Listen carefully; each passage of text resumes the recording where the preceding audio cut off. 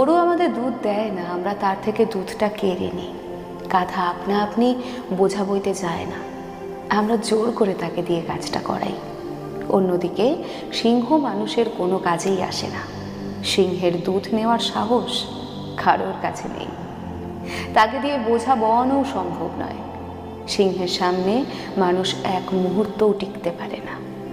অথচ এই সিংহ যে কারোর কোনো উপকারে লাগে না, তাকেই আমরা রাজা বলে সম্মান করি।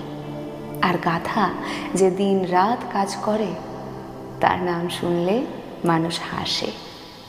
এই সমাজে অতিরিক্ত ভালো মানুষদেরও এই একই দশা।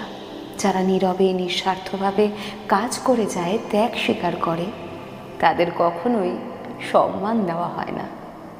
তারা হয় গাধা। আর যারা কঠোর, নিজেদের সীমারেখা স্পষ্ট রাখে, তারা হয় সিংহ।